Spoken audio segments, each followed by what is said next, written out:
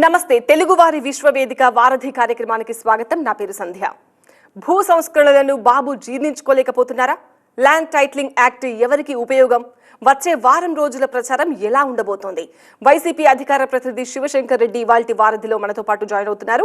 ఆయనతో మాట్లాడాలనుకునే ఎన్ఆర్ఐలు కాల్ చేయాల్సిన నంబర్స్ 914023490015 లేదా 914023490016. మీరు వాట్సాప్ వీడియో కాల్ కూడా చేయొచ్చు. ఆ నెంబర్ 8006036036. శివశంకర్ రెడ్డి గారు నమస్తే అండి. నమస్తే అండి. సో వైసీపీ ప్రచారం ఇంకొక వారం రోజులు ఇంకెంత ఉధృతంగా ఉండబోతోంది? ఒకటండి, వైఎస్ఆర్ కాంగ్రెస్ పార్టీ తరఫున జగన్మోహన్ రెడ్డి గారు ఇప్పటికే ఒక బస్సు యాత్ర ద్వారా ఇడుపులపాయ నుంచి శ్రీకాకుళం వరకు ఒక విడత ప్రచారం పూర్తి చేసుకొని రెండవ విడత ప్రచారంగా దాదాపు ప్రతిరోజు కూడా 3 నియోజకవర్గాలని చుట్టుముడుతూ దాదాపు ప్రతి ప్రాంతంలో ఇటు కోస్తాంధ్ర ప్రాంతం దగ్గర నుంచి రాయలసీమ ప్రాంతంలో ఒకటి, అదేవిధంగా ఉత్తరాంధ్ర ప్రాంతము దక్షిణ కోంధ్ర ప్రాంతంలో పూర్తిగా తిరుగుతూ మొత్తం అంతా కూడా ప్రజలను చైతన్యం చేస్తూ జరుగుతూ ఉంది. అదే కాకుండా ప్రతి ఒక్కరు కూడా లబ్ధిదారులు కూడా ఈరోజు స్టార్ క్యాంపెయినర్లుగా బయటకు వస్తూ వైఎస్ఆర్ కాంగ్రెస్ పార్టీ తరఫున జగన్మోహన్ రెడ్డి గారి తరఫున ఆ స్టార్ క్యాంపెయినర్లే ప్రచారం చేసుకుంటూ జగన్ గారు వస్తే ఈ పథకాలు ఉంటాయి, జగన్ గారి వల్ల ఈ లబ్ధి పొందుతుంది, వైఎస్ఆర్ కాంగ్రెస్ పార్టీ వల్ల ఈ లబ్ధి అనేటువంటిది విస్తృతంగా ఆ యొక్క స్టార్ క్యాంపెయినర్లే, మా యొక్క లబ్ధిదారులే స్టార్ క్యాంపెయినర్లుగా ప్రచారం అనేటువంటిది ఆల్రెడీ ఒక రౌండ్ పూర్తి అయింది అనేటువంటిది చెప్పుకోవచ్చండి. ఫస్ట్ కాల్ ఉన్నారు, కృష్ణ కాల్ చేస్తున్నారు శ్రీకాకుళం నుంచి. కృష్ణ గారు అడగండి మీ ప్రశ్న. నమస్తే అండి. నమస్తే. 2 క్వశ్చన్స్ ఉన్నాయి. 2 క్వశ్చన్స్ అండి. ముఖ్యంగా ఈ ల్యాండ్ టైటిలింగ్ యాక్ట్ విషయంలో only single record, digital record maintain చేస్తారు కాబట్టి మల్టిపుల్ రికార్డ్స్ ఏమీ ఉండవు. క్రాస్ వెరిఫికేషన్ కోసం కానీ లేకపోతే ఆ డాక్యుమెంటేషన్ వ్యాలిడేషన్ గురించి. అలాంటప్పుడు కామన్ పబ్లిక్కి ఎక్కడైనా సిస్టంలో డిజిటల్ ఎంట్రీస్లో ఏమైనా తప్పులు జరిగినా కూడా చాలా సమస్యలు వస్తాయి. కాబట్టి common public they cannot afford to go to the high court and Supreme Court. అదొకటి చాలా పెద్ద ఛాలెంజ్, పెద్ద రిస్క్ ఈ విషయంలో. సెకండ్ ఏంటంటే ఇప్పుడు ముఖ్యంగా జగన్మోహన్ రెడ్డి గారు హిస్టరీ తీసుకుంటే బాగా వ్యాన్ పిక్ భూములు 23,000 ఎకరాలు అడ్డంగా పెట్టుకునే కదా నిమ్మగడ్డ ప్రసాద్ చంచల్ కూడా జైలుకి వెళ్తే సాక్షిలో పెట్టుబడులు పెడితే ఆ భూములను అడ్డంగా పెట్టుకునే సాక్షి అనే ఒక అక్రమ సంతానం, దొంగ సాక్షి పుట్టింది. కాబట్టి ఈ భూముల దందా ఆయనకు బాగా తెలుసు. కాబట్టి ఆయనను నమ్మి ఈ ల్యాండ్ టైటిలింగ్ యాక్ట్ ని పెట్టుకుంటే రైతులకు భూములు పోతాయి, సామాన్యుడి భూములు పోతాయి. ఇంకోటి ఏంటంటే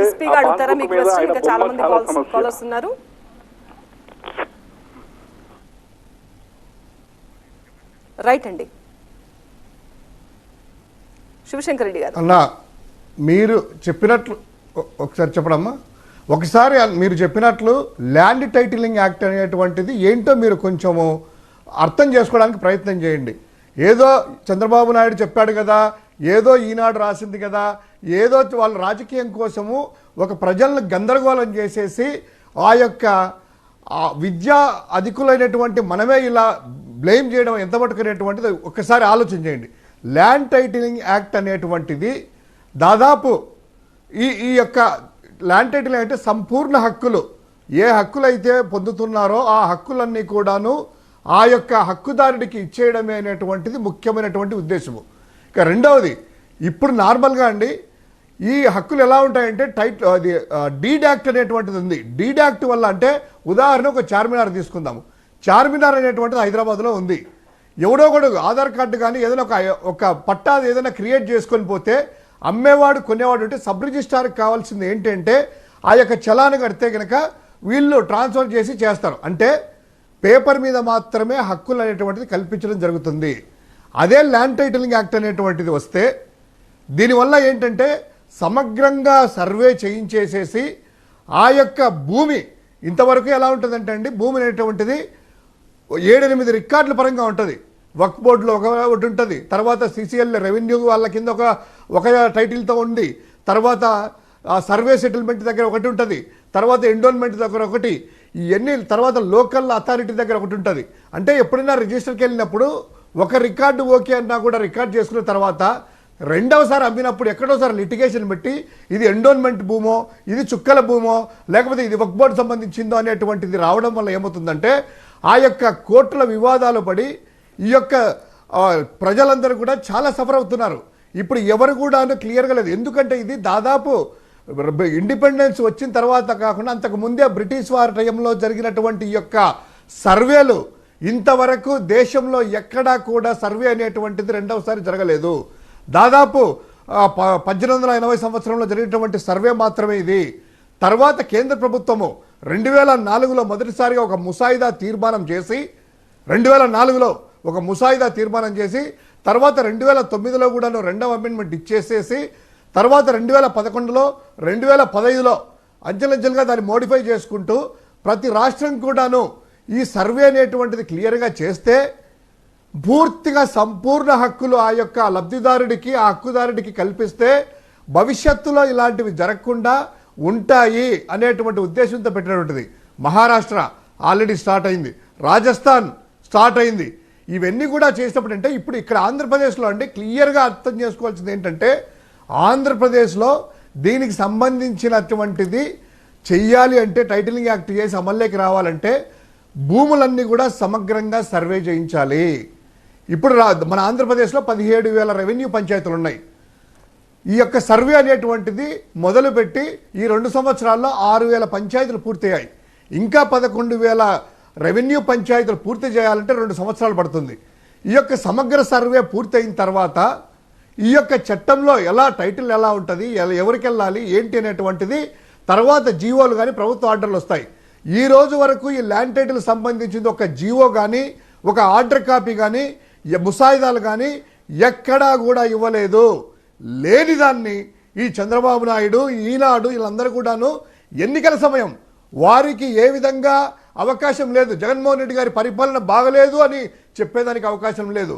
నా పరిపాలన చూసేసి మా మేనిఫెస్టోని చూసి నమ్మి ఓట్లేయండి అనేటువంటి దమ్ము చంద్రబాబు నాయుడికి పవన్ కళ్యాణ్కి లేదు. వాళ్ళు ఇచ్చిన మేనిఫెస్టో కూడా భారతీయ జనతా పార్టీనే రిజెక్ట్ చేసింది. ఇది అమలు చేయలేనటువంటి మేనిఫెస్టో కాబట్టి భారతీయ జనతా పార్టీ కూటమిలో ఉన్నా కూడా మాకు సంబంధం లేదు అన్నారు. సో ఇటువంటి భయాందోళన సిచ్యువేషన్ వాళ్ళకు ఉంది కాబట్టే ప్రజలను భయపెట్టి బ్లాక్మెయిల్ చేసి ఎమోషనల్గా ఏదో చేసి ఏదో జరుగుతుంది జగన్మోహన్ రెడ్డి గారి వల్ల అని చెప్పి ఒక అబద్ధాలు క్రియేట్ చేయాలనేటువంటి దాంతో IVRS ద్వారా అంటే ఇంటరాక్టివ్ వాయిస్ రెస్పాన్స్ ద్వారా కాల్స్ చేసి ITDP ద్వారా సోషల్ మీడియాలో విరివిగా ప్రచారం చేసి ఈరోజు రాష్ట్రంలో అంతా కూడా గందరగోళ పరిస్థితి తీసుకున్నారు. ఆ గందరగోళ పరిస్థితి మీలాంటి NRIలు కూడాను విద్యార్థికులు కూడా ఆ ట్రాప్లో పడ్డారంటే ఆ చంద్రబాబు యొక్క పన్నాగంటే అర్థం చేసుకోవచ్చు. క్లియర్గా అండి ఇది కేంద్ర ప్రభుత్వం సంబంధించింది. రేపు నరేంద్ర మోదీ గారు ఆంధ్రప్రదేశ్కి వస్తారు కదా, 6వ తేదీ 7వ తేదీ ఉంది. నిజంగా చంద్రబాబు నాయుడు ఆ మోదీ గారి చేత ఈ యొక్క ఆంధ్రప్రదేశ్లో ల్యాండ్ టైటిల్ యాక్ట్ అనేటువంటి వల్ల అన్యాయం జరుగుతుంది అనేటువంటి చెప్పే ధైర్యం వాళ్ళకు ఉందంటే వాళ్ళు నోరు కూడా విప్పారు. ఇంకోటండి ఈ టైటిల్ యాక్ట్ ల్యాండ్ టైటిల్ అనేటువంటిది ఇంప్లిమెంటేషన్ చేస్తే ప్రభుత్వం గ్యారంటీ ఇస్తుంది. అంటే ప్రభుత్వం అనేటువంటిది గ్యారంటీ అయ్యా ఈ సమగ్ర సర్వే జరిగింది, ఈ ల్యాండ్ అనేటువంటిది ఫలానా చోట ఉంది, ఈ యొక్క పేపర్లో ఉండేది అక్కడ ఉండేది క్లియర్గా ఉంది కాబట్టి ఒకవేళ అది ఏదన్నా మీకు తేడాలు ఉన్నా కూడా ప్రభుత్వం గ్యారంటీ తీసుకొని ఇన్సూరెన్స్ కూడా ప్రభుత్వం ఇస్తుంది. అంటే ఇప్పుడు కారు తీసుకున్నామండి, ఒక 10 లక్షలు పెట్టి కారు కొన్నాము. కారు కొన్న తర్వాత దానికి ఏదో అవుతుందో ఏటో అనేటువంటిది అయిన తర్వాత ఇన్సూరెన్స్ కడతాము. ఆ ఇన్సూరెన్స్ కట్టినప్పుడు ఇన్సూరెన్స్ ప్రీమియం కడితే ఆ వాల్యూ అంతా వచ్చేసేసి ఏదైనా జరిగినా ప్రమాదవశాత్తు మనకు కారు కొనుతుంది.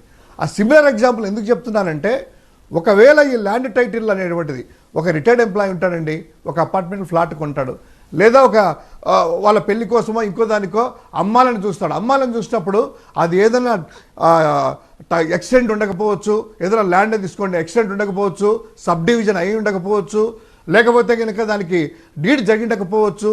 దీనివల్ల ఏమవుతుందంటే వాళ్ళ యొక్క పని కోర్టుకి వెళ్ళేసి కోర్టులో తెగక ఈరోజు దాదాపు మీరు చూసుకోండి దాదాపు సగానికి సగం వరకు ఆ పంచాయతీ కోర్టులో ఉండేటువంటి కేసులన్నీ కూడాను దీనికి సంబంధించినటువే, ల్యాండ్కి సంబంధించినటువే.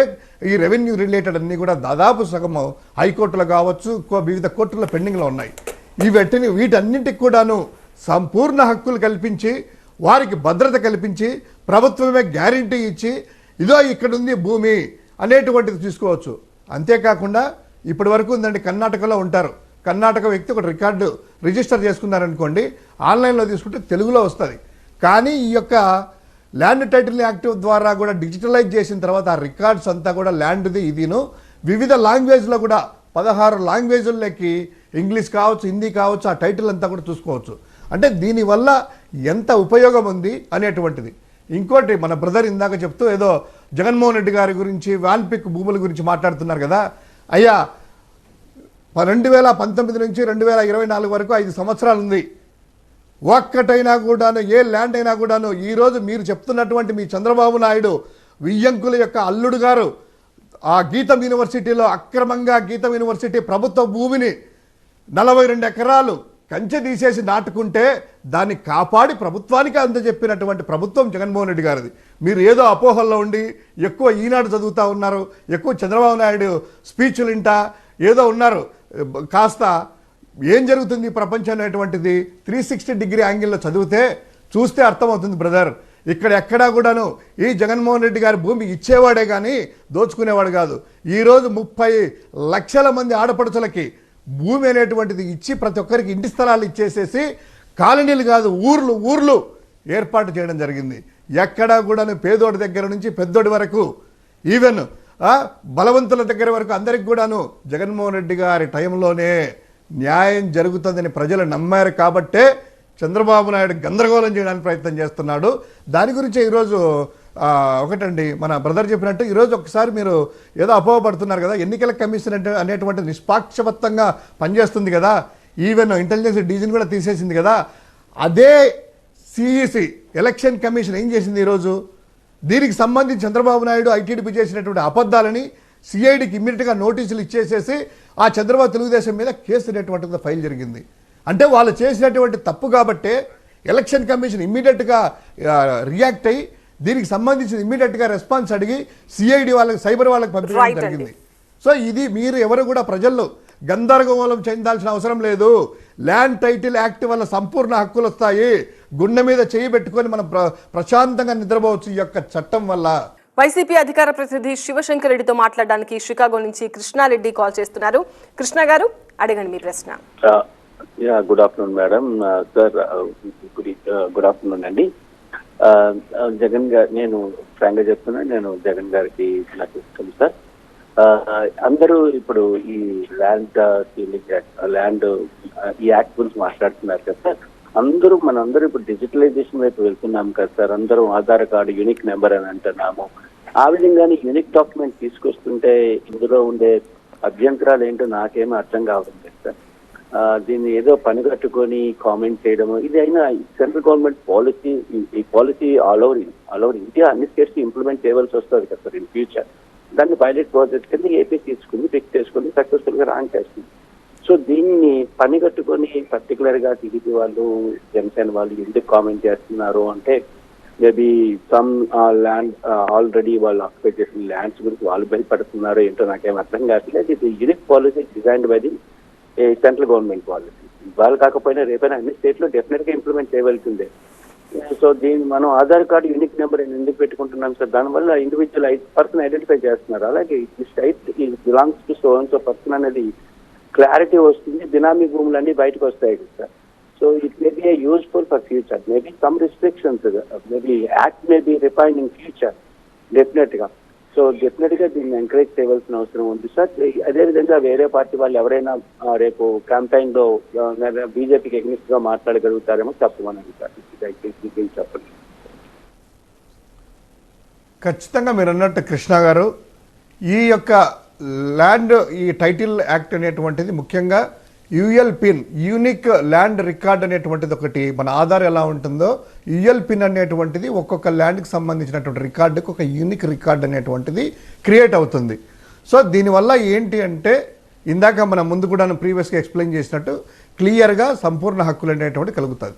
రెండోది మీరు అన్నట్లు ఈ యొక్క రాజధాని భూముల్లో, అమరావతి భూముల్లో so called Sujana Chowdary, so called CM Ramesh అనే వ్యక్తి, సోకాల్డ్ హెరిటేజ్ ఫుడ్స్, వీళ్ళందరూ కూడా ధూళిపాల దగ్గర నుంచి ఈ యొక్క పత్తిపాటి పుల్లారావు దగ్గర వరకు, ఆ ఉరవకొండ పయ్యావుల కేసు వరకు వీళ్ళందరూ కూడా దోచుకున్నటువంటి భూములు, బినామీ భూములు, అజైన్డ్ ల్యాండ్, ఆ యొక్క పేదలకి పంచిపెట్టినటువంటి భూములంతా కూడాను బెదిరించి రాజధాని ప్రాంతం కాసేపు నూజివీడి ప్రాంతంలో అని అక్కడికి డైవర్ట్ చేసి ఇక్కడ భూములు కొని కాసేపు గన్నవరం సైడ్ అని చెప్పి ఇటు చేసేసి వాళ్ళు కొన్నటువంటి భూ దందా అంతా కూడాను, ఆ యొక్క ల్యాండ్ బ్యాంక్ అంతా కూడాను ఈరోజు సమగ్ర సర్వే జరిపితే ఆ రికార్డు ఎక్కడెక్కడ ఏదేది ఏ భూమి అనేటువంటిది క్లియర్గా బయటపడితే వాళ్ళ బండారం బయటపడుతుంది అనేటువంటి భయం కూడా ఒకటి ఉంది వాళ్ళకి. అది ముఖ్యంగా అన్నిటికంటే ఏంటంటే ఈరోజు ఆ ఐవీఆర్ఎస్ కాల్స్ ద్వారా తెలుగుదేశం పార్టీ ఐటీడీపీ వాళ్ళు ప్రతి ఒక్కరికి దాదాపు రైతులని టార్గెట్ చేసుకొని పాపం రూరల్లో ఎక్కడైతే గ్రామీణ ప్రాంతం ఉంటుంది కదా ఆ గ్రామీణ ప్రాంతాల వారికి కాల్స్ చేయడము, కొంతమందిని నారాయణ కాలేజ్ స్టూడెంట్స్ను వీళ్ళందరినీ కూడా ఎంగేజ్ చేసేసి 10 మందిలే జనాలకి పంపించేసేసి బస్సుల దగ్గర, సినిమా హాల్ దగ్గర, టీ బంకుల దగ్గర అయ్యా భూమి ఏదో జరుగుతుందంట, ల్యాండ్ టైటిల్ యాక్ట్ అంట, జగన్ లాక్కుంటాడు, మొత్తం జగన్ తీసేసుకుంటాడంట, జిరాక్స్ పేపర్లు ఇస్తారంట, మనది కాదంట, ఏదో టైటిల్ అంట అని ఒక గందరగోళం. ఒకే ఒక్కటి ఈరోజు భారతదేశంలో ప్రజాస్వామ్యంలో అంత ఈజీనా? ఒక ప్రభుత్వం ఏదైనా కూడాను ప్రజల భూములు కానీ మిగతా వాళ్ళందరి భూములు, రాష్ట్రంలో అంతా భూములు ఒక వ్యక్తి తీసుకునేటువంటి వెసులుబాటు ఉంటుందా? మన భారత రాజ్యాంగం అంత వీకా, లేదా ప్రజాస్వామ్యం అంతా బలహీనంగా ఉందా? అది అసలు సాధ్యమయ్యే పనేనా? ఒక్కసారి అందరూ కూడా ప్రజలు ఆలోచన చేయాలి.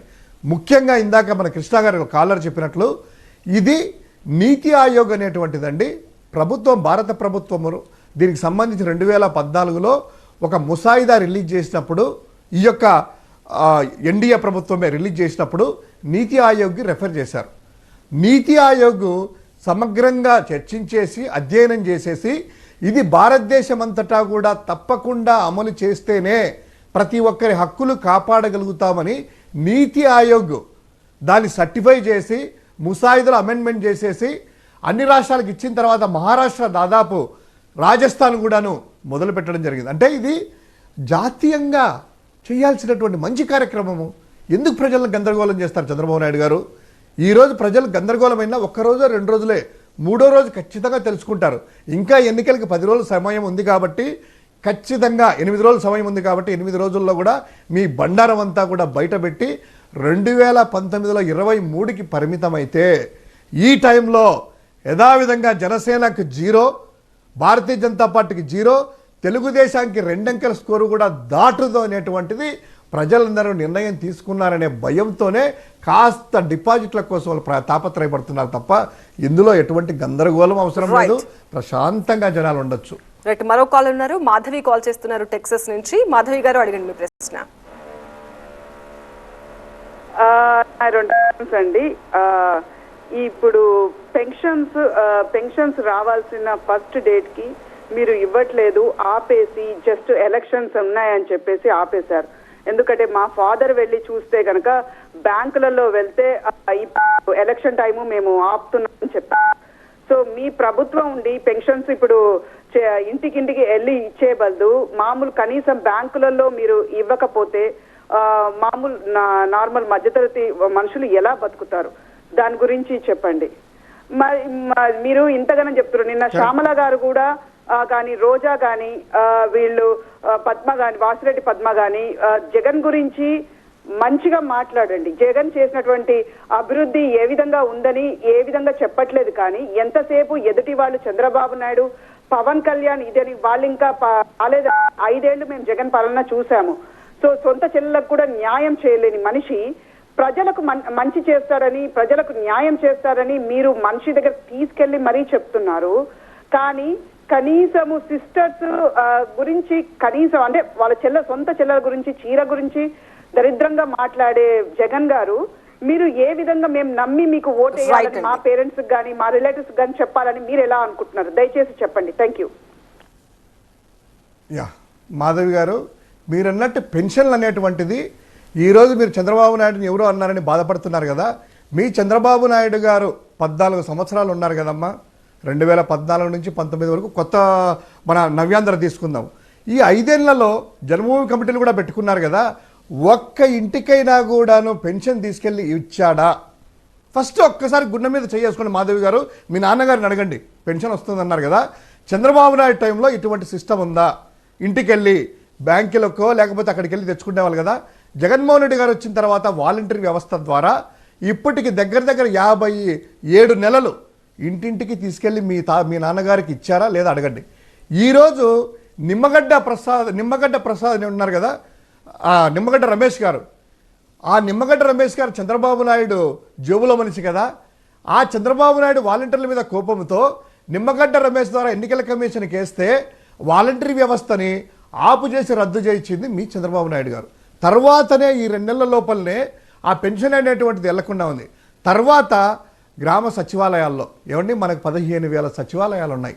ఆ సచివాలయాల్లో పెన్షన్ తీసుకునేసి అక్కడ ఇచ్చే ఏర్పాటు ఈ సిఎస్ గారు చేస్తే దాన్ని కూడా అర్రే ఇంకా ఇబ్బంది పెట్టాలి వీళ్ళని చెప్పి ఇదే నిమ్మగడ్డ రమేష్ గారు మళ్ళీ వెళ్ళి ఆ యొక్క ఎన్నికల కమిషన్కి ఒత్తిడి తెస్తే బ్యాంక్ అకౌంట్లో వేయడానికి వేరే మార్గం తీసుకున్నారు. ఇంతకుముందు కూడా 14 సంవత్సరాలు మీ బాబు హయాంలో అలా తీసుకునేవాళ్ళు కదా. ఈరోజు ఈ 2 నెలలు దీనికి పాపం ఎవరండి? దీనికి ఉసురు తగిలేది ఎవరికండి? చంద్రబాబు నాయుడుకి కాదా? వాలంటీర్ల మీద అవసరమా అండి? ఆ ముసలోళ్ళ మీద అవసరమా అండి? ఇదే ఈనాడు ఏదో జరుగుతుందని రాశారు. అప్పటికి మేము చెప్పాము, అయ్యా వృద్ధులు చనిపోతున్నారు, ముసలి వాళ్ళు వద్దయ్యా వాలంటీర్లకి, ఎందుకంటే ఇది ఏరే వాళ్ళకి ఇవ్వడానికండి.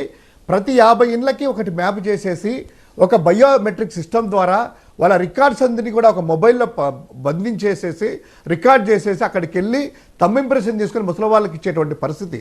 అది డిజిటలైజ్ తీసుకొని వేరే ఎంప్లాయీస్కి ఇవ్వాలన్నా టీచర్లకు ఇంకొకరికి ఇవ్వాలన్నా కూడాను 10-15 రోజుల ప్రాసెస్, తర్వాత కరెక్ట్గా ఎగ్జిక్యూట్ కాదు కాబట్టి సచివాలయంలోకి తీసుకొని వచ్చేసి ఇచ్చేవాళ్ళు.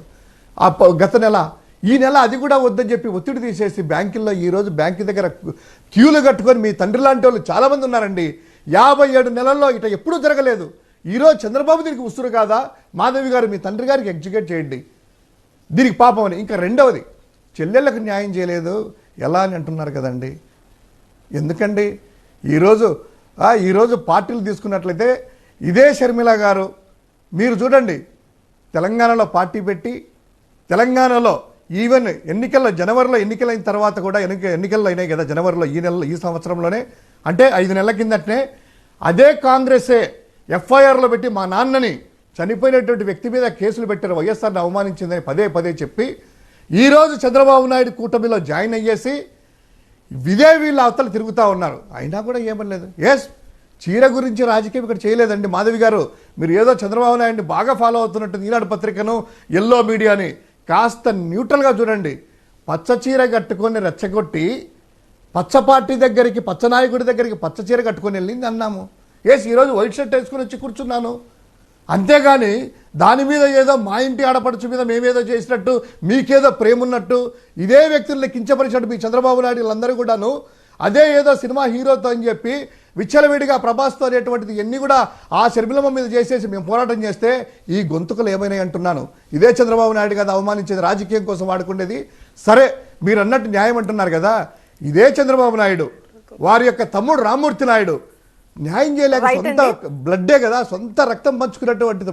ఒకసారి అండి ఇంపార్టెంట్, ఇదే రామ్మూర్తి నాయుడు కాంగ్రెస్లోకి వెళ్ళారు కదా, ఇదే పురంధరేశ్వరికి న్యాయం చేయలేక, ఇదే దగ్గుపాటికి న్యాయం చేయలేక కదా ఈరోజు చంద్రబాబు నాయుడికి నమ్మలేక తెలుగుదేశంలో వాళ్ళు కూడా భాగస్వామ్యంలో ఈరోజు కాంగ్రెస్లోకి బీజేపీలోకి దేహ్యం తిరుగుతున్నారే పురంధరేశ్వర్ గారు. అదేవిధంగా వెన్నుపోటు పడిచిన రామారావుని చంద్రబాబు నాయుడు పార్టీలు లాక్కొని చంపేశాడు కదా, ఆయన భార్య లక్ష్మీ పార్వతిని రోడ్ల మీద ఇసిరేశాడు కదా, వాళ్ళకు న్యాయం చేయలేని వాడు మీకు ఏ విధంగా చంద్రబాబు న్యాయం చేస్తారని మీరు అనుకుంటున్నారో నాకు అర్థం కాలేదమ్మా మాధవమ్మ. మీరు ఒక్కసారి కనుక్కోండి, ఆంధ్రప్రదేశ్లో వేరుగా ఉంది, అందరికీ న్యాయం జరుగుతూ ఉంది, ఆ భయమే చంద్రబాబు నాయుడుకి పట్టింది. ల్యాండ్ టైటిలింగ్ యాక్ట్ చాలా క్లియర్ గా ఉంది, ప్రజలకు ఉపయోగకరంగా ఉంది అంటున్నారు. మరి ఎందుకు ప్రతిపక్షాలు ఇంత రచ్చ చేస్తున్నాయి? ఈ యాక్ట్ వల్ల ప్రజలకు కలిగే ఒక ప్రధానమైన ఉపయోగం ఏంటి అంటే ఏం చెప్తారు? టాప్ 2. ఖచ్చితంగా మీరు అన్నట్టు ఈ యాక్ట్ అనేటువంటి వాళ్ళకి ఒక విషయం కావాలండి, ప్రజల్ని కన్ఫ్యూజ్ చేసి ఆంధ్రప్రదేశ్ ప్రజలు కొంచెం సెంటిమెంట్ అండ్ ఎమోషనల్ తొందరగా ఏంటంటే కనుక కరెక్ట్ అవుతారు. ఈ ఎలక్షన్ ముందర ఏంటంటే ఈ వారం రోజులు ప్రజలకు గందరగోళం చేయాలి, ఏదో జరగబోతుంది, ల్యాండ్ టైటిల్ వల్ల ఏదో భూములు లాక్కుంటారు, జగన్మోహన్ రెడ్డి గారు లాక్కుంటారు, రాష్ట్ర ప్రజలందరూ కూడా మీకు అమ్ముకునే దానికి లేదు, జిరాక్స్ పేపర్లు ఇస్తారు, అది ఇదని ఫోన్లు చేసి దాదాపు ఈరోజు 2,80,00,000 మందికి వాళ్ళు కాల్స్ చేశారు.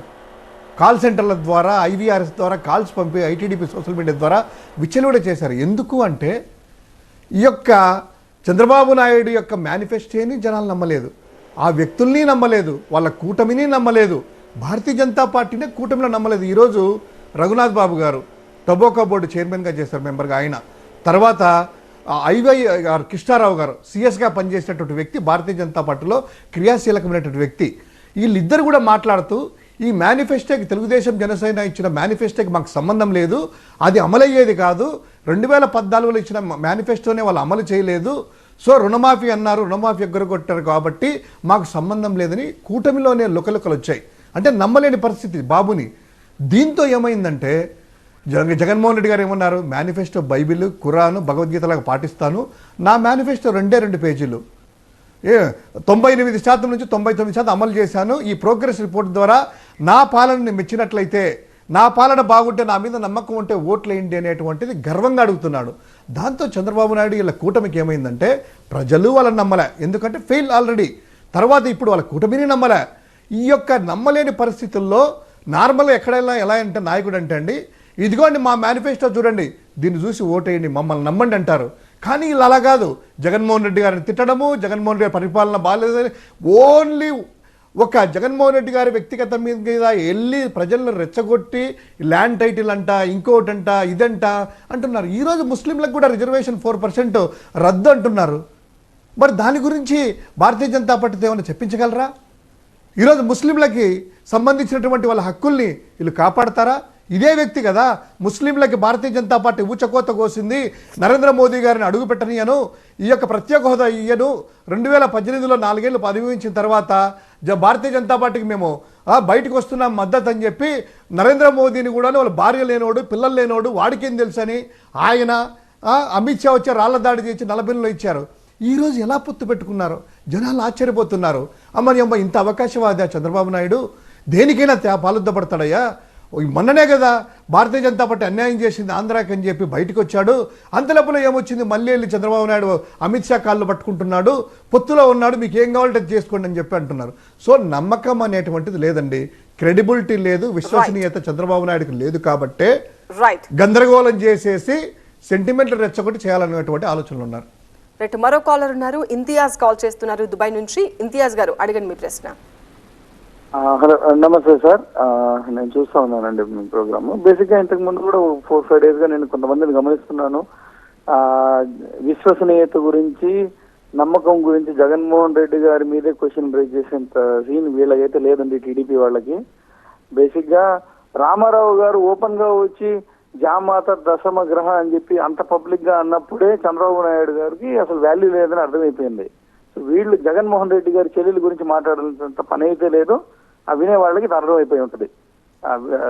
రెండోది, ఈ రోజు సార్ 2-3 పథకాలకి నేను టీవీ9 న్యూస్ లో ఈవినింగ్ కూడా చూస్తున్నప్పుడు న్యూస్ చూశాను. కొన్ని పథకాలకి వచ్చి బేసిక్ గా ఎలక్షన్ కమిషన్ వల్ల అమౌంట్ రిలీజ్ కావట్లేదు, మెయిన్ గా ఈ టీడీపీ వాళ్లే వెనకుండి కంప్లైంట్ చేసి ఆ పథకాలకి అమౌంట్ రిలీజ్ కాకుండా చేస్తున్నారనే దాని గురించి కూడా కొన్ని న్యూస్ చూశానండి బయట కొన్ని. సో ఎందుకు వీళ్ళకి ఇంత కడుపు మంట? జనాలు వీళ్ళకి ఓటేసేస్తారు, వీళ్ళకి ఇంత ఇదన్నప్పుడు నమ్మకంగా ఉండాలి కదా. పథకం ఆల్రెడీ ఇప్పుడు ఏదో కొత్తగా తెచ్చిన పథకం కదా, పసుపు కుంకుమ లాంటి పథకం కాదు కదా సార్ ఇది. 5 ఏళ్లుగా నడుస్తున్న పథకాలు, లాస్ట్ పేమెంట్లు ఉంటాయి, లాస్ట్ టర్మ్స్ ఉంటాయి. ఆ అమౌంట్ ని కూడా వీళ్ళు ఎందుకు వాళ్ళ కడుపు మంట తీసుకుంటున్నారు జనాలకు హింసించి? ఎండలో చూస్తే ఈ రోజు పేదలు ఎంత కష్టపడుతున్నారు, పెద్దవాళ్ళు, వయసున్న వాళ్ళు, వయసు అయిపోయిన వాళ్ళందరూ వృద్ధులు ఆ విధంగా పింఛన్ల కోసం కష్టపడుతున్నారండి. 1-2 సార్ ఉసురు పోసుకుంటున్నారు ప్రతి ఒక్కరిది, చనిపోతున్నారు చాలా మంది. ఇవన్నీ చూసే వాళ్ళకి నాకు నిజంగా ఆశ్చర్యం ఏంటంటే సార్, మనుషులకి ఈ మానవత్వం అనేది ఎక్కడికి వెళ్ళిపోయింది? 24 గంటలు ఒక గెలవడానికి ఏదన్నా చేసేసి, ఎంతన్నా మాయ చేసేసి, తప్పుడు మాటలు మాట్లాడి పవర్లోకి వచ్చారు. కానీ ఇప్పుడు చూడండి ల్యాండ్ టైటిల్ యాక్ట్ గురించి నోటికి వచ్చినట్టు మాట్లాడుతున్నారు, ఎలక్షన్ కమిషనే కొట్టింది చెబుతూ. ఇలా ప్రతి 1-2 కాదు, ఏదన్నా గెలవడానికి ఎంత దూరం వెళ్తారు వీళ్ళు? ఎప్పుడు వీళ్ళు బాగుపడతారు? ఇదా మనకు కావాల్సిన రాజకీయం. నేను బేసిక్ గా నేను పుట్టినప్పటి నుంచి మా ఇంట్లో టీడీపీ సార్, బీజేపీతో కలిశారన్న ఒక రీజన్తోనే మానేశాం మేము. ఒక మాట మీద నిక్కచ్చిగా నిజాయితీగా నడుస్తున్న ప్రతి వర్డ్ ని డెలివర్ చేసిన జగన్మోహన్ రెడ్డి గారిని చూసి ఇన్స్పైర్ అయ్యాను. నేను 1 year, నేను 2 years గా ఫాలో అవుతున్నాను ఆయన్ని. లాస్ట్ ఎలక్షన్ లో కూడా బాగా నేను చాలా బాగా గమనించాను. ఇంత ఒక మాట మీద ఇంత విలువిచ్చే మనిషి ఇలా ఉంటారా, ఇలా కూడా ఉంటారా అని చెప్పి చూసి ఇన్స్పైర్ అయ్యి ఆయన కోసం వచ్చి ప్రచారం చేసి ఆయన కోసం ఓటేయడానికి కూడా వస్తున్నాం సార్. మళ్ళీ ఇలాంటి మనిషి గురించి ఇష్టం వచ్చినట్టు మాట్లాడుతున్నారు. వీళ్ళకి నోరు ఎట్ట వస్తుందో నాకైతే అర్థం కావట్లేదు. ఆయన ఫోటో ఎందుకు పెడతారంటారు, ఇదెందుకు ఆయన అలాంటి మంచి మహానుభావుడు ఫోటో పెట్టుకోకుండా రాక్షసుల ఫోటో పెడతారా? రైట్ ఇంతియాజ్ థ్యాంక్ యూ అండి. ఎస్ ఇంతియాజ్ గారు, మీరు అన్నట్టు ఈ యొక్క చంద్రబాబు నాయుడు అనే వ్యక్తి విలువలు అనేటువంటి ఆయనకు ఎప్పుడూ లేవు. మొదటి నుంచి కూడా విశ్వసనీయత అనేటువంటిది ప్రజల్లో అసలు లేదు. అతన్ని ఓన్లీ 1-2 కులాలకి వాళ్ళకి సంబంధించిన వాళ్ళకి మేలు చేసుకోవడానికి ఆయన ప్రయత్నం. కానీ మీరు అన్నట్టు ఈ ముస్లింలు కావచ్చు, క్రిస్టియన్లు కావచ్చు, ఇతర కులాలు కావచ్చు, బీసీలు అన్నా కూడా మొదటి నుంచి ఆయనకి చిన్న చూపే. ఈవెన్ నాయి బ్రాహ్మణులు వెళ్ళి పాపము ఏదో ఆ దుర్గగుడి పైన మాకు జీతాలు పెంచిన అవుట్సోర్సింగ్ ఎంప్లాయీస్లు అందరూ వెళ్తే ఏం మాట్లాడతారు, తోకలు కత్తరిస్తా అని వాళ్ళు అంటాడు. తర్వాత ఎస్సీలని పాపం ఎంత అవమానాలంటే ఎవరైనా కూడా దళితులు ఎస్సీల కుటుంబాల్లో పుట్టాలనుకుంటారా ఎవరన్నా కూడా అని అంటారు. అంటే ఆయనకు ఒక మొదటి నుంచి కూడా ఎలాంటిదంటే కనుక ఆ మైండ్ సెట్ ఒక అహంభావంతో, వాళ్ళ భార్య భువనేశ్వరి గారు కూడా మొన్న కూడాను ఒక ఆడియో కూడా లీక్ అయింది. ఇష్టం వచ్చినట్టు చెత్తపుట్టలో పుట్టిన వాళ్ళు మీరు, పెద్దింటోళ్ళం మేము అంటే వాళ్ళకి మనస్తత్వం, పెత్తందారి యొక్క మనస్తత్వము అలానే ఉంది చంద్రబాబు నాయుడు వీళ్ళందరికీ కూడా. అందుకనే ప్రజలకంతా కూడా ఏదో మ్యానిపులేట్ చేసుకొని మీడియాని మేనేజ్ చేసుకొని మనీతో రాజకీయాలు చేశారు. కానీ ఈరోజు డిజిటల్ యుగం వచ్చింది. 1970-80 అనేటువంటిది దశకం పోయింది. ఈరోజు డిజిటల్ యుగం వచ్చింది కాబట్టి మీలాంటి వాళ్ళు కానీ వాళ్ళు కానీ బయట ఉన్న వాళ్ళు కూడాను ఇమ్మీడియట్గా ఏం జరుగుతుంది, ఎవరేం చేస్తున్నారు అనేటువంటిది క్లియర్గా అర్థం చేసుకొని ఈనాడు పేపర్ నమ్మట్లేదు, వాళ్ళ మాటలు నమ్మట్లేదు, వాస్తవాలు తెలుసుకొని వాళ్ళు డిసైడ్ అవుతున్నారు. దాంతోనే ప్రజాస్వామ్యం అనేటువంటిది కొంచెం బతికి బట్టకట్టుతుంది. మనోహర్ కాల్ చేస్తున్నారు. మనోహర్ గారు అడగండి మీ ప్రశ్న. నమస్తే మేడం. నమస్తే వారధిపోకున్నా మేడం. చెప్పండి. మొట్టమొదటి నేను చెప్తానుకుంటున్నా మేడం, యాక్చువల్లీ ఈ రోజు ఇందాక ఒక 2-3 కాల్స్ చూశాను మేడం. ఒక మేడం గారు అయితే అమెరికా నుంచి ఫోన్ చేసి ఉన్నారు. ఎంత బాగా అడుగుతున్నారంటే వాళ్ళ ఫాదర్ కి పింఛన్ అనేది చాలా ఆశాపదంగా ఉంది. అది మా ఫాదర్ కి పింఛన్ అంటది అంటున్నారు. మరి మేడం గారు అమెరికాలో ఉండి వాళ్ళ ఫాదర్ కి కనీసం అమౌంట్ అని ఇవ్వలేకపోతుంది, చాలా ఆశాపదంగా ఉంది. ఫస్ట్ ఓకే, అది వ్యక్తిగత విషయం. అందరు చూసినారు అన్నమాట. ఎలా అంటే చంద్రబాబు నాయుడు గారు తెలుగుదేశం పార్టీ ప్రతి ఒక్కరికి 5 కాల్ చేసి పంపిస్తున్నారు.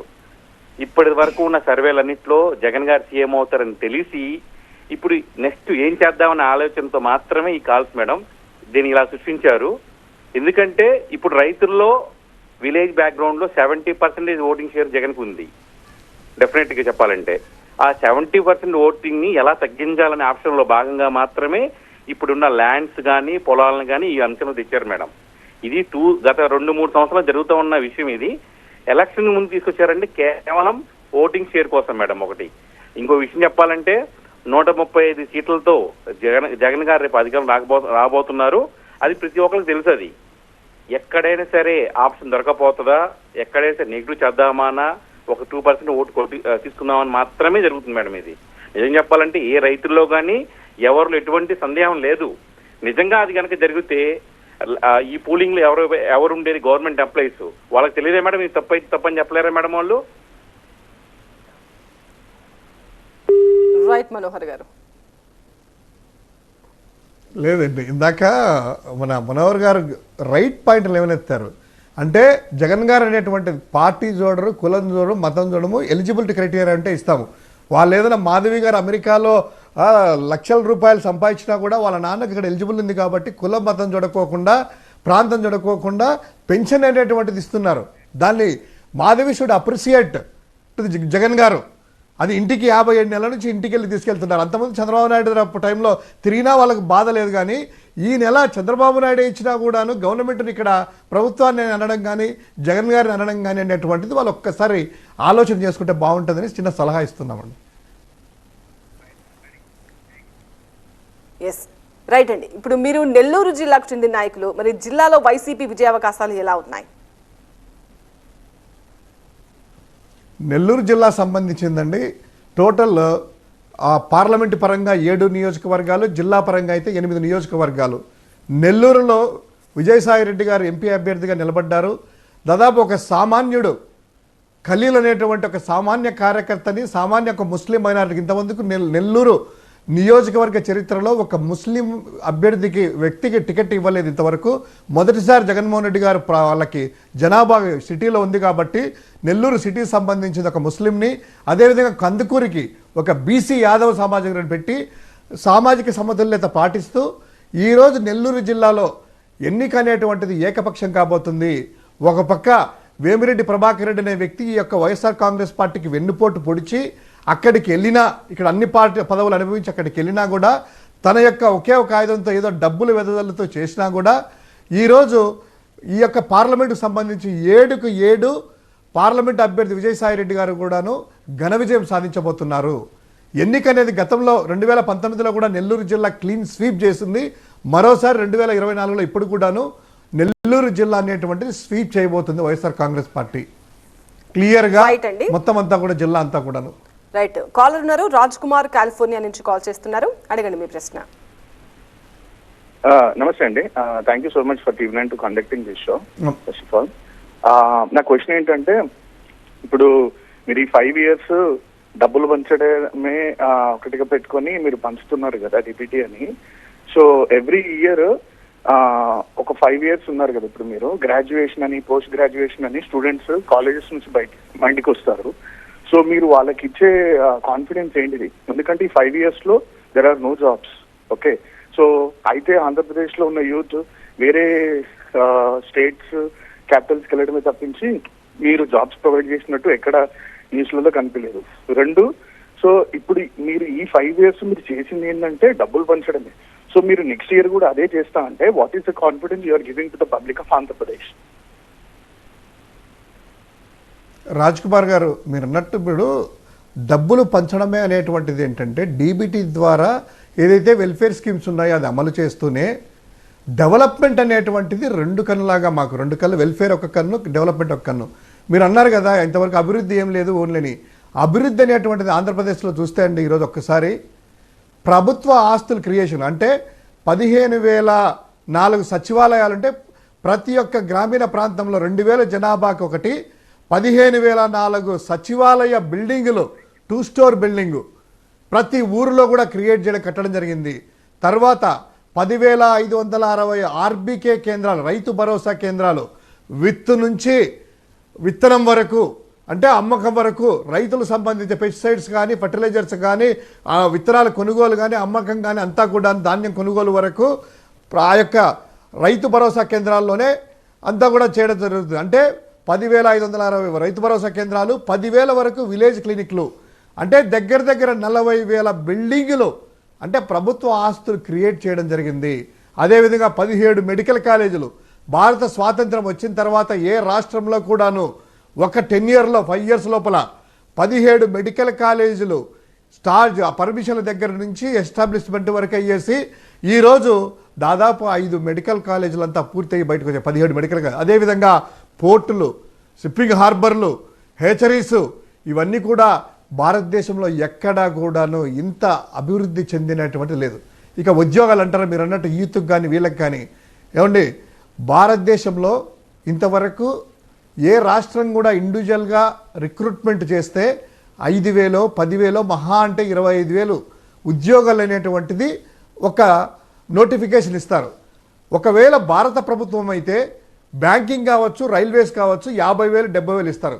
కానీ ఒక్కటి గమనించండి, జగన్మోహన్ రెడ్డి గారు వచ్చిన తర్వాత, సచివాలయ వ్యవస్థ వచ్చిన తర్వాత ఇదే యువతకి ఎవరైతే గ్రాడ్యుయేషన్ పూర్తయిందో వాళ్ళందరికీ కూడాను సింగిల్ స్ట్రోక్ నోటిఫికేషన్ ద్వారా 136,000 మందిని, ఒక్కసారి వినండి, 136,000 మందిని శాశ్వత ప్రభుత్వ ఉద్యోగాలు నియామకం చేసి వాళ్ళని పర్మనెంట్ కూడా చేయడం జరిగింది. అంటే 136,000 మంది శాశ్వత ఉద్యోగాలు. అదేవిధంగా 56,000 మంది ఒక్క మెడికల్ ఫీల్డ్లోనే కరోనా లాంటి పాండమిక్ సిచ్యువేషన్ వచ్చినప్పుడు ఈ యొక్క డాక్టర్స్ని వాళ్ళందరినీ కూడా కాంట్రాక్ట్ బేసిస్తో ల్యాబ్ టెక్నీషియన్లు అందరినీ కూడా రిక్రూట్ చేసుకుని 56,000 మందిని కాంట్రాక్ట్ ఉద్యోగాలు. అదేవిధంగా 180,000 మందిని అవుట్సోర్సింగ్ ఎంప్లాయీస్ని అవుట్సోర్సింగ్ కార్పొరేషన్ పెట్టి ఇంతకుముందు ఏదో ఒక ఏజెన్సీలో పెడితే 5,000 2,000 ఇస్తే 4 నెలలు జాబ్ చేసేందుకు మానేయడం అంత ఉండేది. ఈరోజు అవుట్సోర్సింగ్ కార్పొరేషన్ ద్వారా చేసేసి వీళ్ళందరికీ కూడా 1వ తేదీ జీతం వచ్చేసేసి పిఎఫ్ ద్వారా ఈఎస్ఐ కల్పించేసి వీళ్ళందరికీ ఉద్యోగాలు కల్పించడం జరిగింది. అంటే ఈ ప్రభుత్వం వచ్చిన తర్వాత ఆర్టీసీని విలీనం చేసేసి ప్రభుత్వ ఉద్యోగాలు 6,56,000 ఉద్యోగాలు పర్మనెంట్, కాంట్రాక్ట్, అవుట్సోర్సింగ్ వివిధ హోదాల్లో చేసినటువంటి ప్రభుత్వ ఉద్యోగాలే 6,56,000 ఉద్యోగాలు ఈ 5 సంవత్సరాల లోపల. ఇంకా 4 రోజులు ఉంది. చేర్పించిన ఘనత ఎక్కడా లేదు. మీరు అన్నట్టు ఏదో అడావిడి చేసేసి చంద్రబాబు నాయుడు లాగా ఒక 5,000 జాబులు నోటిఫికేషన్ ఇచ్చేసి 10 రోజులు ఈనాడు పేపర్లో వేసుకొని 15 మీటింగులు పెట్టుకొని 10 ప్రెస్ మీట్లు పెట్టుకొని ఇంత చేశాం అంత చేశామని మాటల ప్రభుత్వం కాదు. ఇక్కడ గణాంకాలు ఉన్నాయి, రికార్డ్స్ ఉన్నాయి, ప్రభుత్వ రికార్డ్స్ ఒక్కసారి చూడండి. అదేవిధంగా యువత కోసము స్కిల్ డెవలప్మెంట్ ద్వారా పూర్తిగా ఏఐ, మీరు ఎక్కడో అమెరికాలో ఉన్నారు కదా రాజ్కుమార్ గారు, AI artificial intelligence, machine learning లాంటి అత్యాధునిక కోర్సులు ఈ యొక్క స్కిల్ డెవలప్మెంట్ ద్వారా ప్రతి ఒక్క డిగ్రీ కాలేజ్, ఇంజనీరింగ్ కాలేజీలో కూడా సెంటర్స్ ఏర్పాటు చేసేసి వాళ్లకు అత్యున్నత ప్రమాణాలు చేసేసి ఇన్ఫోసిస్ లాంటి సంస్థ అండి. ఇన్ఫోసిస్ ఇంతకుముందు లేదు చంద్రబాబు నాయుడు టైంలో. ఈరోజు వైజాగ్లో ఇన్ఫోసిస్ సంస్థ ఏర్పాటు చేసి ఆపరేషన్స్ కూడా స్టార్ట్ చేసి 1,600 మంది ఉద్యోగులతో ఇనిషియల్ స్టేట్ చేశారు. సో అదేవిధంగా చాలా కంపెనీలు ఇక్కడికి వచ్చాయి. మనం ఒక సైడే చూస్తున్నాం. వెల్ఫేర్ అనేటువంటిది, దాంట్లో వెల్ఫేర్లో కూడా ఎడ్యుకేషన్ అండ్ హెల్త్, అగ్రికల్చర్ ఈ 3 కూడాను మనం సంక్షేమ పథకాల్లాగా చూడకూడదు. This are all reforms. ఈరోజు ఎడ్యుకేషన్లో వచ్చిన రీఫార్మ్స్ ఎలా అండి? సిబిఎస్ఈ స్కూల్, రాజ్కుమార్ గారు వీళ్ళందరూ కూడా మనము అప్పట్లో ప్రైవేట్ స్కూళ్ళలో, కాన్వెంట్ స్కూల్లో డబ్బులు నుండి చదివి వెళ్ళిండొచ్చు. ఈరోజు పేదవాడు కూడా ఇంగ్లీష్ మీడియం స్కూల్ ఉన్నాయి. నాడు నేడు ద్వారా స్కూల్ డెవలప్ అయ్యాయి. ఈరోజు ట్యాబ్స్, అత్యాధునిక ట్యాబ్స్ బైజూస్ కంటెంట్ ద్వారా పిల్లలకి ఇచ్చేసేసి వాళ్ళ యొక్క నాణ్యతా ప్రమాణాలు పెంచి అంతర్జాతీయ స్థాయిలో పోటీ పడే స్థాయికి ఈరోజు జగన్ గారి టైంలో వచ్చాయి. This are all reforms, educational reforms ద్వారా ఈరోజు చేయగలిగాము. అదేవిధంగా హెల్త్లో కూడాను కరోనా పాండమిక్ సిచ్యువేషన్ ఎంతంటే ఇంతవరకు ఏదైనా అవహేళన చేశారు జగన్మోహన్ రెడ్డి గారిని. ఏదో బ్లీచింగ్ పౌడర్ అంటారు, ఏదో డోలా 650 అనేసి అవహేళన చేశారు. తర్వాత నరేంద్ర మోదీ గారు లాంటి వాళ్ళే కాన్ఫరెన్స్ల ద్వారా Andhra Pradesh is the doing the best in the all the ways అని పొగుడ్డటువంటి ఉన్నాయి. నెల్లూరు ఎంపీగా విజయసాయిరెడ్డి నిలబడ్డారు. మరి ఆయనకు ఆదరణ ఎలా ఉంది?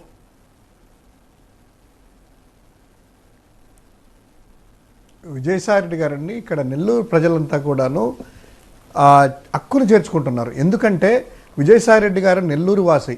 ఆయన పుట్టి పెరిగింది, చదువుకునింది కూడా ఇక్కడే చదువుకున్నారు. ఆయన బాల్యం ఇక్కడే జరిగింది. ఇక్కడే విద్యార్థి దశలో అంతా ఉన్నారు. కాబట్టి మా నేటివిటీ, మా నెల్లూరు రోడ్డు మంచి వాక్చాతుర్యం కలిగిన వ్యక్తి. ఈరోజు అభ్యర్థుల్లో బేరీజ్ చేసుకుంటే అండి వేమిరెడ్డి ప్రభాకర్ రెడ్డి గారు టీడీపీ నుంచి ఉన్నారు. ఆయన రాజ్యసభకి 6 సంవత్సరాలు ఉన్నారు. ఈరోజు విజయసాయిరెడ్డి గారు ఉన్నారు పార్లమెంటులో రాజ్యసభగా. ఇద్దరు కూడా చూసుకున్నట్లయితే విజయసాయిరెడ్డి గారు అయితే విభజన సమస్యల దగ్గర నుంచి, రాష్ట్ర సమస్యల దగ్గర నుంచి, దేశ సమస్యలు, కమ్యూనిటీ పరంగా ఏదొచ్చినా కూడాను పార్లమెంటులో తన గలం విప్పి మోదీ గారిని మెప్పిచ్చేసేసి, ప్రభుత్వాన్ని ఎవరినైనా కూడాను మెప్పిచ్చేసేసి తన యొక్క కావలసినటువంటి ఆంధ్రప్రదేశ్ ప్రభుత్వానికి కావచ్చు, ప్రాంతానికి కానీ సమస్యలన్నిటి కూడా తీర్చేవారు. అటువంటి వ్యక్తి మనకు దొరకడం, నెల్లూరు ప్రజలంతా కూడా కొంచెం మేధావులు, ఇంటలెక్చువల్స్ కాబట్టి కరెక్ట్ అయినటువంటి వచ్చారు. విజయసాయిరెడ్డి గారికి అయితే మన గలం అనేటువంటిది, నెల్లూరు గలం పార్లమెంటులో వినిపిస్తారు. మనకి పనులు అయితే అనేటువంటిది ఇక్కడంతా కూడా ఒక చర్చ అంతా జరుగుతూ సాయిరెడ్డి గారికి మద్దతుగా ఓట్లు ఇద్దాం, సాయిరెడ్డి గారిని భారీ మెజార్టీతో కల్పిద్దాం అనేటువంటిది. అదేవిధంగా ఈ యొక్క నెల్లూరు పార్లమెంట్కి విజయసాయిరెడ్డి గారు ఏం చేశారంటండి, ఒక ప్రత్యేక మేనిఫెస్టోని, అంటే 7 కాన్స్టిట్యున్సీకి సంబంధించి 7 ఏ ప్రాంతంలో ఏమేమి ప్రణాళిక ఎలా చేయాలి, ఎప్పటిలోపల పూర్తి చేయాలి, ఏం చేస్తామనేటువంటిది లోకల్ మేనిఫెస్టో కూడా రిలీజ్ చేసేసి దాదాపు డిజిటల్ ద్వారా ఇంటింటికి కూడాను ఆ మెసేజ్ అనేటువంటిది చేరింది, డిజిటల్ త్రూ వాట్సాప్ ద్వారా ఆ యొక్క మేనిఫెస్టో. సో ఏంటంటే ప్రజల్లో కాన్ఫిడెంట్ వచ్చింది, మాకు ఒక మంచి సరైన నాయకుడు దొరికాడు, మా ప్రాంతం అభివృద్ధి చెందుతుంది. అదేవిధంగా ప్రభుత్వంలో కూడా మంచి ఉన్నత స్థానంలో ఉన్నటువంటి వ్యక్తి పార్టీలో కూడాను జాతీయ ప్రధాన కార్యదర్శి అయినా నెల్లూరుకు మాకు ఏదైనా ఇంకా తీసుకొస్తాడు, ప్రభుత్వాన్ని మెప్పించి కేంద్ర ప్రభుత్వాన్ని మెప్పించేసినటువంటిది ఒక వాళ్ళలో బలమైనటువంటి కాన్ఫిడెంట్ క్రియేట్ అయిందండి. తద్వారా అతని కింద ఉన్నటువంటి 7 నియోజకవర్గాలు కూడాను పార్టీ బలంగా పుంజుకొని ఈరోజు జగన్మోహన్ రెడ్డి గారి నాయకత్వంలో ఈ యొక్క 7 నియోజకవర్గాలు కూడాను మంచి మెజారిటీతో 7కి 7 గెలవడము, సాయిరెడ్డి గారు కూడాను మంచి పెద్ద మెజారిటీతో, హ్యూజ్ మెజారిటీతో గెలవబోతున్నారు అనేటువంటిది ఈరోజు నెల్లూరు అంతా కూడా వారు అనేటువంటిది రాష్ట్రంలో ఏ విధంగా జగన్మోహన్ రెడ్డి గారు హవా ఉందో నెల్లూరులో కూడాను అద్భుతంగా ఉంది. రైట్ అండి, కాలర్ ఉన్నారు, కుమార్ కాల్ చేస్తున్నారు డాలస్ నుంచి. కుమార్ గారు అడగండి మీ ప్రశ్న. శంకర్ గారు నమస్కారం అండి. నమస్తే అండి, హలో. నమస్తే అండి. నమస్తే అన్న. నమస్తే. డల్లాస్ నుంచి కాల్ చేస్తున్నాను. ఇందాక రాజ్ కుమార్ గారు ఏదో క్వశ్చన్ అడిగారు. ఆయనకి ప్రాపర్ ఆన్సర్ ఏంటంటే ఆయన ఇండియాలో నుంచి చదువుకున్నాడు, ఆంధ్రాలో నుంచి చదువుకున్నాడు, కానీ జాబ్ ఎక్కడ చేస్తాడో కనుక్కోండి. రేపొద్దున మనం అందరూ చదివిపిస్తే పిల్లలందరికీ ప్రపంచంలో అన్ని చోట్ల మనోళ్ళే వెళ్తా ఉంటారు, అన్ని చోట్ల మనోళ్ళే జాబులు చేస్తూ ఉంటారు. ఆ విషయం వీళ్ళకి అర్థం కావట్లేదు. ఇప్పుడు రేపొద్దున డెవలప్మెంట్ అయ్యి కంపెనీలు పెట్టి మన ఇండియాలో జాబ్లు ఎవరికి ఇస్తారు? మళ్ళీ పక్క రాష్ట్రాల నుంచి తెచ్చుకోవాలి జాబ్ మన వాళ్ళు చదువుకోపోతే. ఆ విషయం వాళ్ళకి అర్థం కావట్లే. అది చెప్దామని జస్ట్ మీకోసం కాల్ చేశాను. మీరు ప్రాపర్ ఆన్సర్లు, పర్ఫెక్ట్ ఆన్సర్లు ఇవ్వగలరని నాకు తెలుసు సార్. ఓకేనా? జస్ట్ ఎందుకంటే మీ అన్ని వీడియోస్ వస్తూ ఉంటాను. ఇంకోటి జస్ట్ కరెంట్ బర్నింగ్ పాయింట్ ఏంటంటే మన వాళ్ళు ల్యాండ్స్ తీసుకుంటారు గవర్నమెంట్, ఇవన్నీ చెప్తున్నారు కదా. ఇప్పుడు ప్రస్తుతం మన భారతదేశంలో 4 కోట్ల పైన సివిల్ కేసులు ఉన్నాయి ల్యాండ్కి సంబంధించినవి. అవన్నీ వాళ్ళ చేతుల్లోనే ఉన్నాయి. ఏవి డాక్యుమెంట్స్ అన్ని, ఒరిజినల్ డాక్యుమెంట్స్ అన్ని వాళ్ళ చేతిలో ఉన్నాయి. అయినా సరే స్టిల్ వాళ్ళు ఏం చేస్తున్నారంటే అది గవర్నమెంట్కి వెళ్ళిపోతాయి, గవర్నమెంట్ తీయేసి ఉంటుంది, ఇక మీ దగ్గరే ఉండవు. కానీ స్టిల్ వాళ్ళ చేతిలో ఉన్నా సరే ఇంకా ఫ్రాడ్లు నడుస్తున్నాయి. ఆ ఫ్రాడ్లు నరికడతాకే గవర్నమెంట్ ఇప్పుడు అన్ని డిజిటలైజ్ చేసి మనకి సేఫ్ కొన్ని 100 సంవత్సరాల బ్యాక్ నుంచి మొత్తం అందరూ ఎవరెవరి దగ్గర ఉన్నాయనేసి ఆన్లైన్ చేస్తుంది. అవి ఏదో ఒక చోట ఉండదు, మళ్ళీ మల్టిపుల్ కాపీస్ ఉంటాయి. ఒక చోట ప్రాబ్లం అయినా సరే రెండో చోట నుంచి రిట్రీవ్ చేసుకోవచ్చు. ఆ విషయం జనాలకు అర్థం కావట్లా. తెలుగుదేశం వాళ్ళు భయంకరంగా దీన్ని అంటే ఫాల్స్ దాన్ని తీసుకెళ్తున్నారు అన్నమాట ప్రజల్లోకి. అది కొంచెం మీరు మీ ద్వారా అందరికి చెప్తారని ఆశిస్తున్నాను. థ్యాంక్స్ అండి. తప్పకుండా కుమార్ గారు, ధన్యవాదాలు. మీరు అన్నట్టు ఇందాక ఈ ల్యాండ్ టైటిలింగ్ యాక్ట్ గురించి ఈరోజు ముఖ్యమంత్రి గారు, మా పార్టీ అధ్యక్షుల వారు జగన్మోహన్ రెడ్డి గారు కూడాను హిందూపురం సభలో అయితేనేమి ఇంకో దగ్గర క్లియర్ కట్గా సమాధానాలు చెప్పడం జరిగింది. అదేవిధంగా ఇప్పుడు మొదటి నుంచి కూడాను ఇది క్లియర్గా ప్రజలందరికీ తెలుసు. చంద్రబాబు నాయుడుకి అంతకంటే బాగా తెలుసు. ఎందుకంటే ముఖ్యమంత్రిగా పనిచేసిన వ్యక్తి ఆయన తెలియకుండా ఉంటుందా? అదేవిధంగా నరేంద్ర మోదీ గారి యొక్క తెచ్చారు కేంద్ర ప్రభుత్వము ఈ యొక్క సంస్కరణలు అనేటువంటిది ఆయనకు తెలియదా? తెలుసు. కానీ ఈ ఎన్నికల్లో ప్రజల్ని గందరగోళం చేయాలి, ఏదో జరిగిపోతుంది అనేటువంటిది మైండ్ సెట్ అంతా జగన్మోహన్ రెడ్డి గారే అని డిసైడ్ అయినారు కదా, దాన్ని డైవర్ట్ చేద్దాం ఆయన నుంచి అనేటువంటి వీళ్ళ యొక్క ప్రణాళిక. కానీ ఈ ప్రణాళిక అనేటువంటిది ప్రజలకందరికీ అర్థమైంది కాబట్టే వాళ్ళ నాయకులు వాళ్ళే ఇప్పుడు అమెరికా నుంచి ఎవరో చేశారు ఫస్ట్ మొదటి కాలర్ ఆయనకు పాపం. ఎందుకంటే ఈ వీడియోలో 1-2 చంద్రబాబు నాయుడు ఆడియోలు చూస్తారు కాబట్టి అదే నిజమనేటువంటి భ్రమంలో వాళ్ళు ఉన్నారు. కానీ వాస్తవం అది కాదండి. నీతి ఆయోగ్ లాంటి సంస్థ దీన్ని సర్టిఫై చేసి చేయడము, అదేవిధంగా ఆంధ్రప్రదేశ్లో ల్యాండ్ టైటిల్ యాక్ట్ అనేటువంటిది జీవో రిలీజ్ కాలేదు, సమగ్ర సర్వే జరుగుతూ ఉంది. ఈ జీవో లేదు, ఆర్డర్స్ లేవు, దీని గురించి గందరగోళము. నిజంగా చంద్రబాబు నాయుడు ఉంటే కనుక ఇదిగోండి ఈ ఆర్డర్ కాపీ 2022లోనో 2023లోనో ఈ జీవో ద్వారా ఇచ్చారు, ఈ జీవోల విధి విధానాలు ఇది, దీంట్లో లాక్కునేది ఉంది అని ఒక్క జీవో ప్రతిన చూపించేసి దాన్ని చదివి పబ్లిక్ డొమైన్లో ఉంటాయి కదా అన్నీ కూడాను, ప్రజలకు చెప్పగలరా? చెప్పలేరు. ఎందుకంటే దాంట్లో వాస్తవం లేదు కాబట్టి. ఇది మంచి కార్యక్రమం కాబట్టి దీనికి గందరగోళం చేయడమే. కుమార్ గారు మీరు అన్నట్టు ప్రజలందరికీ కూడాను ఒక క్లారిటీ వచ్చేసింది. మిగతా వాళ్ళకు కూడాను ఈరోజు జగన్మోహన్ రెడ్డి గారి స్పీచ్ వల్ల అయితేనేమి, తర్వాత మనం మాట్లాడే డిస్కషన్స్ కూడా అందరూ చూస్తూ ఉంటారు కాబట్టి ప్రజల్లోనే క్లారిటీ అనేటువంటిది వచ్చింది. ఇక ఆ ఉద్యోగాల గురించి అక్కడ ఇక్కడ అన్నారు కదా, ఆంధ్రప్రదేశ్లోనే ఉద్యోగ భాండారంగా ఏర్పడబోతుంది. ఈ యొక్క ఫ్యాక్టరీలు ఇన్ఫోసిస్ లాంటిల్లో వచ్చాయంటే చాలా వాటి పైప్ లైన్లో ఉన్నాయి. ఈరోజు డిఐపిపి ప్రకారము ఆంధ్రప్రదేశ్కి గతంలో ఇప్పుడు తీసుకుంటే చంద్రబాబు నాయుడు టైంలో వచ్చిన ఉద్యోగాలు 34,500 ఉద్యోగాలు 5 సంవత్సరాల్లో 34,500. కానీ ఈ ప్రభుత్వంలో వచ్చిన తర్వాత ఐటీఈఎస్ రిలేటెడ్ ఉద్యోగాలు ఎన్ని అంటే 1,17,000 వచ్చాయి. 1,17,000 ఉద్యోగాలు ఐటీఎస్లో 34,500 విజనరీ అని చెప్పుకునేటువంటి ఐటీ అయినటువంటిది ఆయన హయాంలో ఎక్కడ, ఇది ఎక్కడ? ఇది ఎవరో లెక్కలు చెప్పింది కాదు. డిఐపిపిటి ప్రకారము డిపార్ట్మెంట్ ప్రమోషన్ ఉంటుంది కదా, సెంట్రల్ గవర్నమెంట్ యొక్క సంస్థ ద్వారా ఎన్ని పెట్టుబడులు వచ్చాయి, ఎన్ని గ్రౌండ్ అయ్యాయి, ఎంత ఎంప్లాయ్మెంట్ ఇచ్చారు, ఎంత ఇన్సెంటివ్ అనేటువంటిది కాల్కులేషన్ ద్వారానే.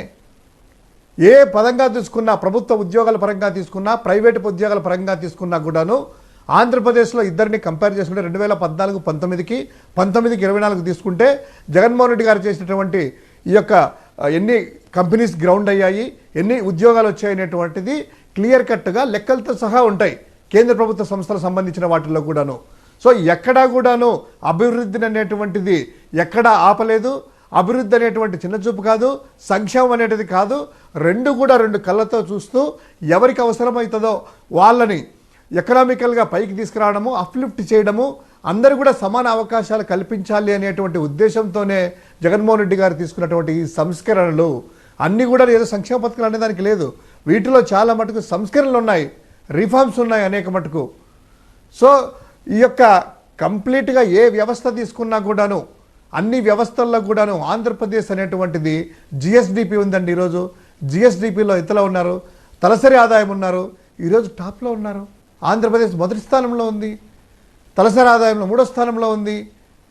ఆ తర్వాత ఎన్ని తీసుకున్నప్పుడు లెక్కలంతా కూడాను పారామీటర్ తీసుకున్నప్పుడు సెంట్రల్ గవర్నమెంట్ ఇచ్చినట్టే కదా. ఈజ్ ఆఫ్ డూయింగ్ బిజినెస్లో 3 సంవత్సరాలు వరుసగా 2019, 20, 2020, 2021, 2021, 2022లో 3 సంవత్సరాలు వరుసగా ఈజ్ ఆఫ్ డూయింగ్లో నెంబర్ 1 వచ్చింది బిజినెస్లో జగన్మోహన్ రెడ్డి గారి సర్కార్. దాని గురించే కదా సంస్థలన్నీ వచ్చి ఇన్వెస్ట్మెంట్ చేసేది. రైట్ అండి, thank you so much Sivasankar Reddy గారు వారాంతికి వచ్చి మీ పార్టీ గురించి, నెల్లూరు గురించి వివరంగా చెప్పినందుకు thank you so much. Wish you all the best. ఇది వాళ్ళ వారాంతి కార్యక్రమం.